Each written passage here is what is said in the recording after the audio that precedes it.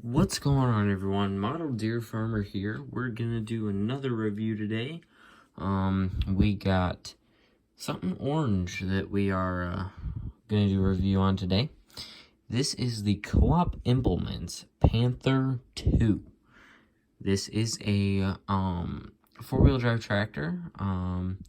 It was made under the Ertl Collectors Club, so technically you got to be a part of the Ertl Collectors Club to be able to get these from their website.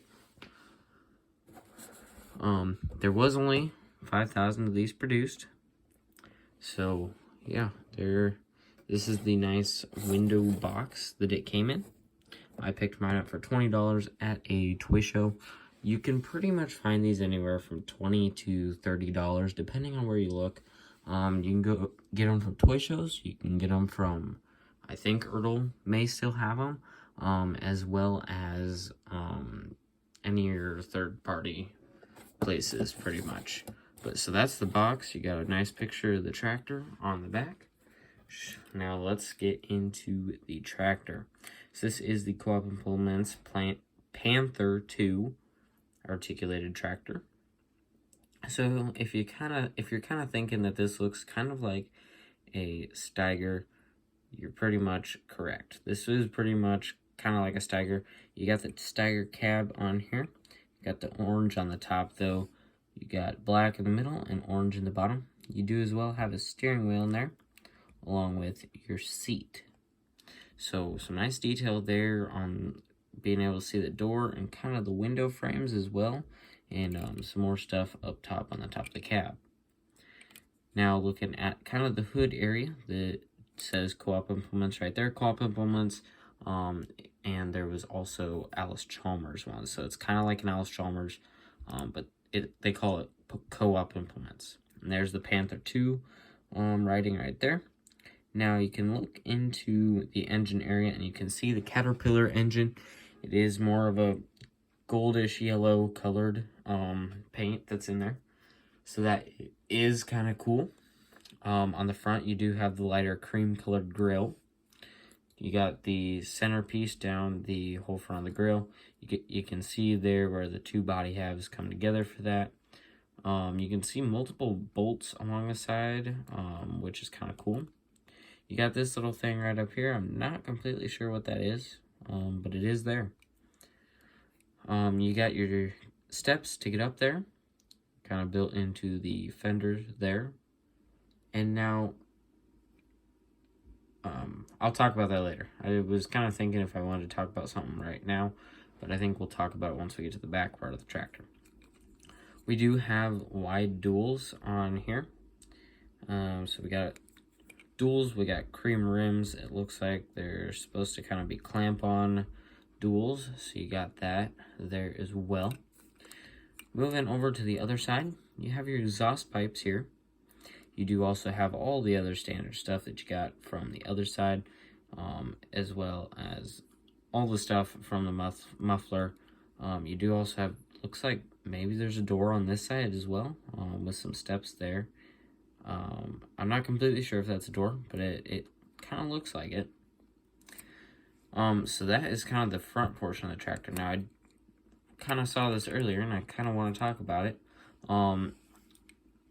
Comparing this to a lot of other articulated big four-wheel drive tractors, a lot of the tractors of that time had, like, the fuel under the main frame, like around under the cab.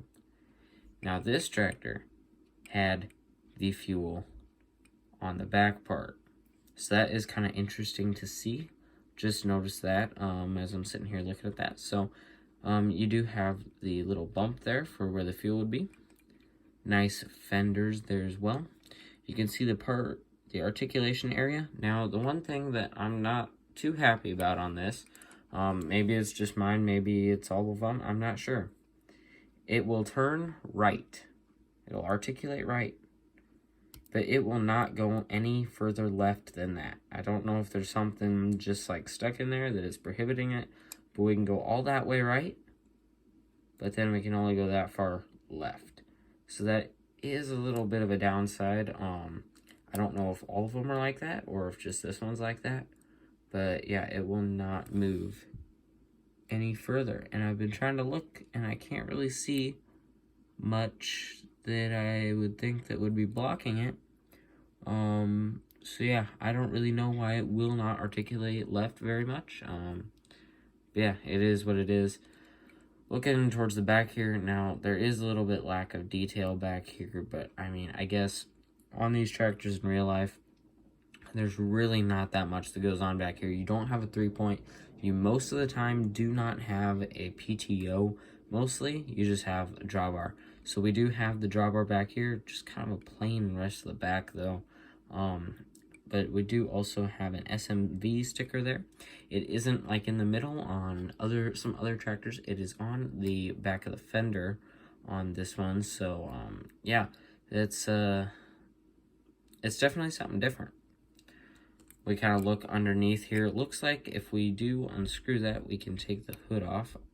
I'm pretty sure that's just, they did that differently, so then you don't have to have that big split down the whole thing. They kind of just put that hood part on top. Now you can see the everything from underneath. Some nice detail on the bottom. It is also C&H industrial licensed product because it is technically kind of part of Steiger. But it is really cool that Ertl decided to make this. It's a very nice tractor.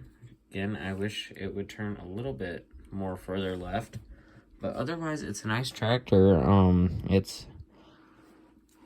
For some reason, recently, I have been picking up a lot of big articulated tractors, 4-wheel drives.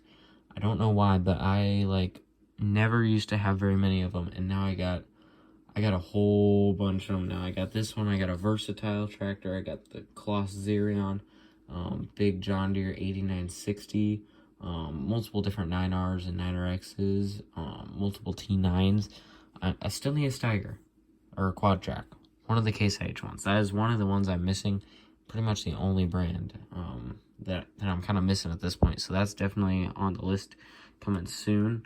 But this is a pretty well done product. There was only 5,000 of them made, so they're kind of limited, but they were also made back in 2021, and there's still plenty of them around. Like I said, I'm pretty sure you can still order them from Ertl's Collector Club website, so there's still plenty of them around.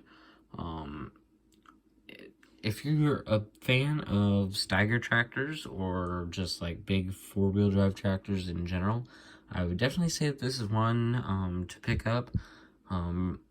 Pretty good idea to pick it up if you are kind of a fan of those. It's not one of your normal John Deere, Case IH, New Holland brands. It's kind of a smaller company, smaller brand, Co-op Implements. I know it's based off of a Case IH Steiger, but kind of a smaller brand, and so I think it's kind of just, it's a really nice piece to add to your collection. So if you're into that kind of stuff, go ahead and check it out. There's multiple different places you can get it. Like I said, I'm pretty sure the Ertl Collectors Club has them, so you could do that to pick up one of those or any other third-party site, and they're gonna run you about $20 to $30 depending on the place. So everyone, that is going to be it for this review. I hope you enjoyed it. If you did, make sure you hit that like button, and also make sure you subscribe, as 93% of my viewers are not subscribed to the channel. And make sure you hit that bell icon so you'll be notified when I post a new video. We are trying to hit 200 subscribers by the end of February. Today's February 1st, so let's try and get there. We got 28 days to get there, so let's try to get there. Please, thank you. I want to thank everyone who subscribed. It means a lot. Let's push for the 200 subscriber mark. Also, if you have any comments or questions, or have any ideas on what we should review next on the channel, you can leave that down in the comments section below. As always, I hope you enjoyed this review, and this is Model Deer Farmer, out.